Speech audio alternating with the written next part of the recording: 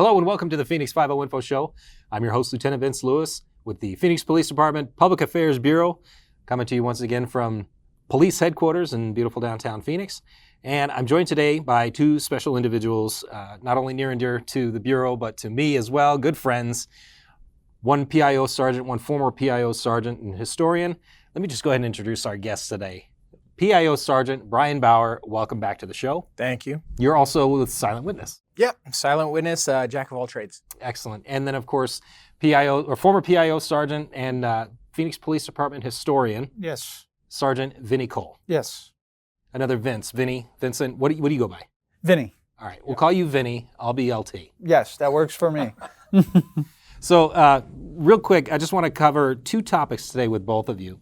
The first topic being that of Police Week 2024, which is National Police Week, celebrated in Washington, D.C. is more the hub, but it's celebrated all over. Basically, it's a week dedicated in memoriam to those officers that we've lost. Am I correct with the history on that? Yes. The memorial is kind of the centerpiece of the event. The event has grown substantially over the years. The memorial, I believe, was formally dedicated in 1991, and that's just been a tradition for officers to gather in remembrance of those that have been lost, not just the previous year, but throughout the history of law enforcement.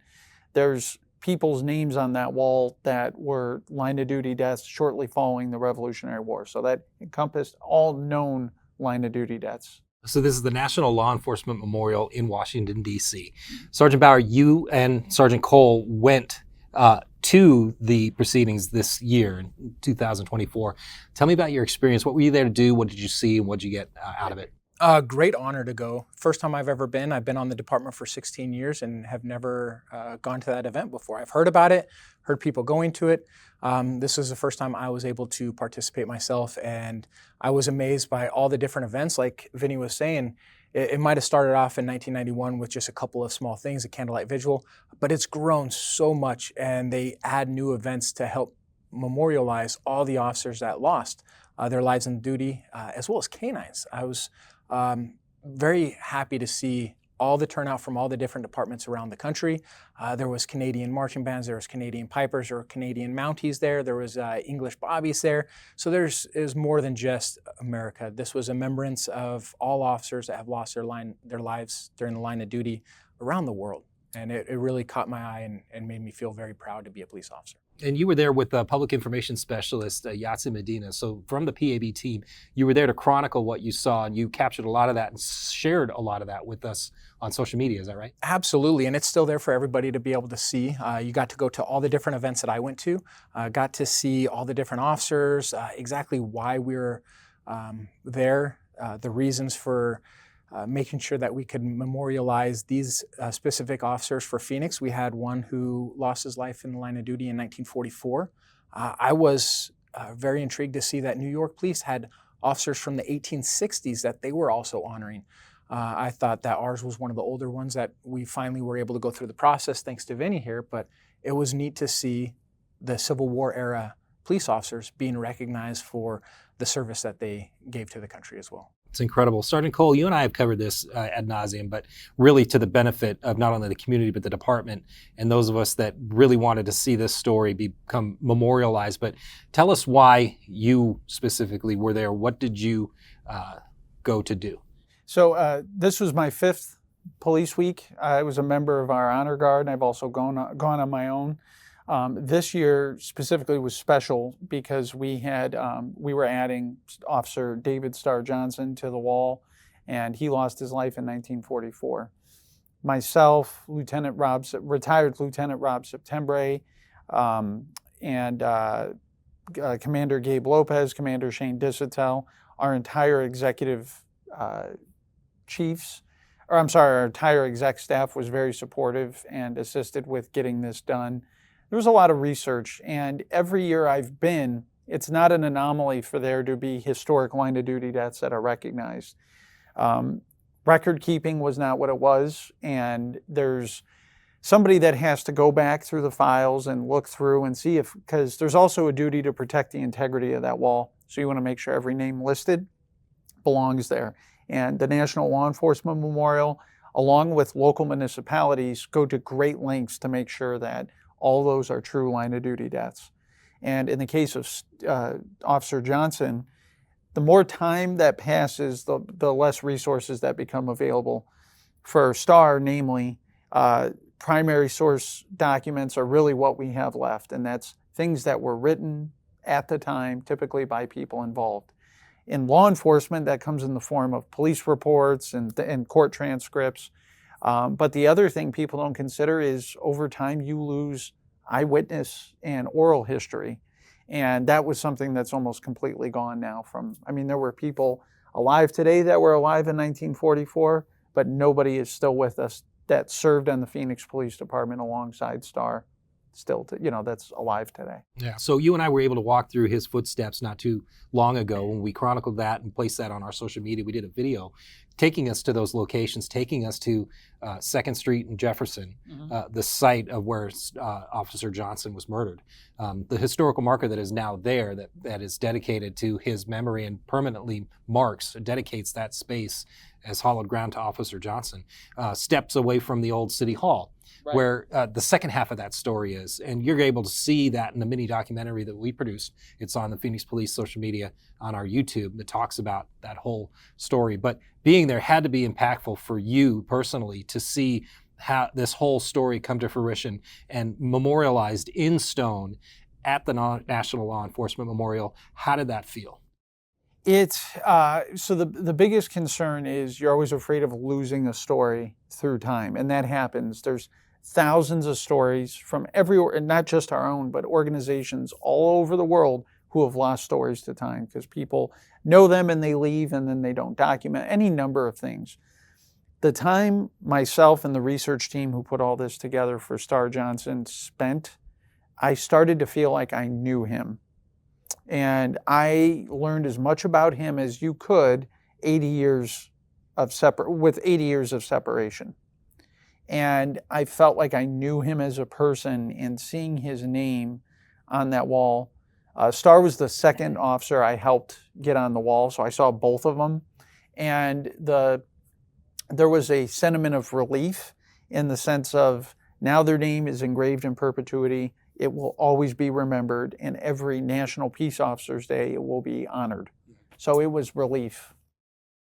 Outstanding. Before we move on to the next topic, Sergeant Bower, what was the most impactful thing that you saw when you were in D.C. for Police Week? I think that 36th annual Candlelight Vigil was very moving. To hear Star's name come across the speakers, to know that he was officially recognized. Unfortunately, Star didn't have family members that we were able to find, correct? Right, and the hunt's on for that. If anybody, and I always like to throw this out there, but if you're listening and you're like, hey, this story sounds similar to something my great-grandfather told me about, reach out to us and we can make the connection if it's there. And because of that story and knowing that Star may have lost his name throughout history, not having family, when I went to the wall, I would read random names just for the sake of reading it, because how many of those other people on the wall don't have family, don't have anybody there to actually kind of be there as a representation for them. So it was very moving. The entire week was just a great time to reflect. Mm-hmm. And I was told by a lot of people over there that one of the best things to do is go when you first become a police officer and go when you retire, and see how your own career has influenced your life. So you covered that candlelight vigil that you were talking about. That's also on our social media. Set the scene for me. Where was it? What time of day? What were the visuals? What did you experience? So it started early off in the morning. They had everything already set up right there on the Capitol lawn. You saw the Capitol building in the background, the Washington Monument behind you.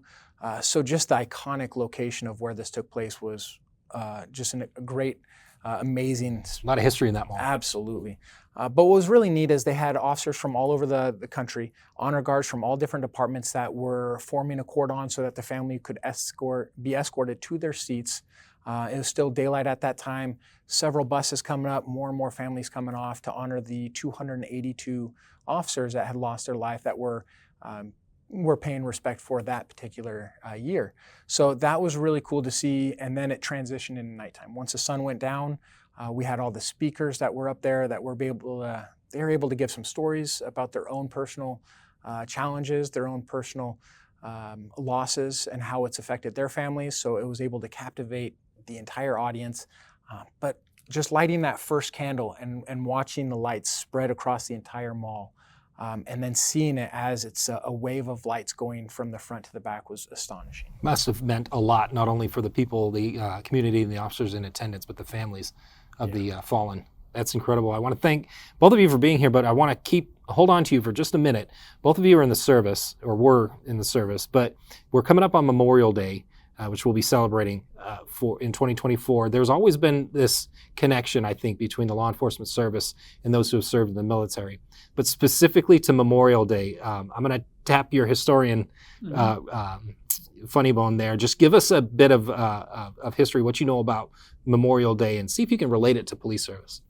So in a very similar way, when we gathered to remember officers that have lost their life in the line of duty, the military, for Memorial Day, there's been what was originally known as Decoration Day, and it's kind of what it sounds like. They would decorate graves and remember people who had been lost. Its true origins are kind of blurry as far as who started the process, and there's a lot of different theories on it, but it kind of started becoming a thing following the Civil War. And the Civil War was devastating to the country as far as terms of loss of life.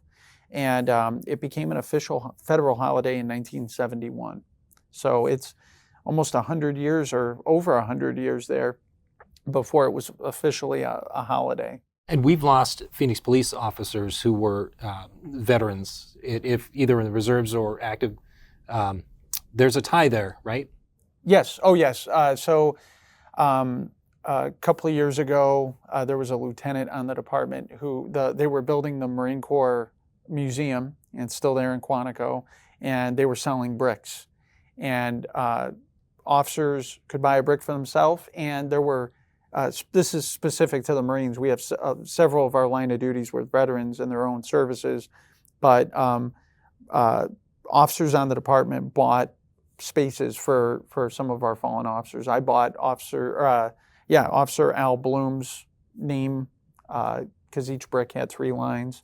But several of our officers served in the military, and they were World War II vets, and there were people who served in Vietnam who lost their life while protecting the city. And you both have children. So I'm sorry to interrupt. Oh, I was going to say that there is one interesting thing with the memorial service, that it wasn't just law enforcement civilian side. It also commemorated the law enforcement members that are part of our military. So the military police that also lost their lives in the line of duty. Excellent. So Sergeant Bower, how do you help your children relate to Memorial Day? Well, I like to take them out to the cemetery. I have grandparents and family members that are out at the national cemeteries, so I enjoy going out there telling my kids the story so that they hopefully can tell their kids the same story. Oh, excellent. Well, I want to thank you both for being here, Sergeant Cole, Sergeant Bower. We appreciate it. Thank you for sharing your stories with us.